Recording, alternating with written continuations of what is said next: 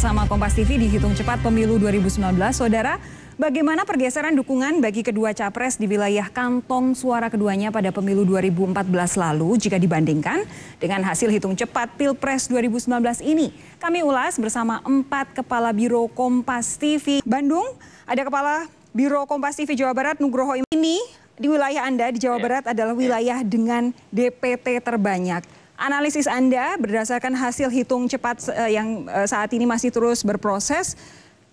Apa sih peta politik di Jawa Barat saat ini gambarannya? Ya, Sofi, begini. 2014 dan 2019 tadi saya juga baru melihat hasil quick count dari Litbang Kompas. Ternyata hasil Pilpres 2014 dengan 2019 hasil hitung cepat sementara ini tidak berbeda jauh. Apa artinya? Artinya ada beberapa hal yang perlu diperhatikan dari sisi Jokowi Ma'ruf atau dari Prabowo Sandi. Yang pertama adalah ada faktor-faktor fanatisme terhadap tokoh di Jawa Barat. Artinya kemudian ada juga faktor militansi dari pendukung Prabowo Sandi dan berpengaruhnya tokoh-tokoh keagamaan di Jawa Barat itu cukup menggerakkan hati para pemilih atau para warga Jawa Barat untuk kemudian tetap atau tidak memalingkan pilihannya ke pasangan 02. Artinya juga kerja-kerja 4,5 tahun dari Jokowi sebagai presiden itu belum bisa dijadikan modal elektoral yang bisa membujuk warga Jawa Barat untuk berpindah ke Jokowi Ma'ruf untuk tahun ini. Oke, Bung Nugi, tapi kemudian ada kemarin yang kita dengar bersama adalah salah satu daerah yang memang jadi incaran atau jadi sasaran kampanye besar-besaran oleh Joko Widodo dan juga Ma'ruf Amin adalah Jawa Barat. Sebenarnya apa sih benteng yang sulit ditembus untuk kemudian Prabowo Sandi berhasil mempertahankan, paling tidak berdasarkan hitung cepat hari ini, mempertahankan suara mereka yang ada di sana? Apa kuncinya selain soal ketokohan tadi? Apakah mungkin peta politik dari parpol di sana?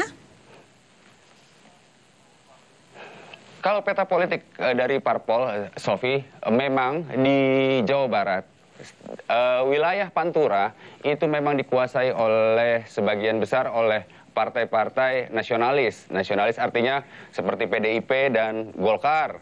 Tapi kita belum tahu hasil hitung cepat kali ini. Tapi perkiraan saya itu tidak akan jauh meleset. Selebihnya adalah kebetulan di wilayah Priangan Tengah, kemudian di wilayah Bogor, Depok, dan Bekasi, itu partai-partai yang memang beraliran keagamaan itu lebih kuat. Dan memang memberikan nuansa keterpilihan atau nuansa untuk membujuk masyarakat yang ada di sekitarnya untuk memilih pasangan 02 ini. Sehingga ya kerja-kerja Jokowi untuk sering bolak-balik ke Jawa Barat, baik untuk melihat langsung pembangunan atau untuk berkampanye, tampaknya harus lebih sering. Artinya istilahnya Jokowi harus lebih sering motor-motoran lah ke Jawa Barat untuk bisa merebut hati pemilih warga Jawa Barat. Dan jangan lupa satu lagi, ada informal leader yang bukan tokoh tapi berpengaruh di peer group kecil di lingkungan RT, di lingkungan arisan, di lingkungan kelompok komunitas hobi, itu juga berpengaruh dan tampaknya itu belum disentuh walaupun sudah ada perubahan, tapi hasilnya di quick count ini keunggulan sementara masih tetap ada di pihak Prabowo dan Sandi. Begitu, baik, terima kasih Bung Nugroho Iman Santoso, Kepala Biro Kompas TV Jawa Barat. Sebelumnya Bung Andi Dewanto, Kepala Biro Kompas TV Jawa Tengah, juga Bung Wahid Mukaidori, Kepala Biro Kompas TV Jawa Timur, serta tentunya Bung Safri Sitepu, Kepala Biro Kompas TV Sulawesi Selatan. Terima kasih rekan-rekan.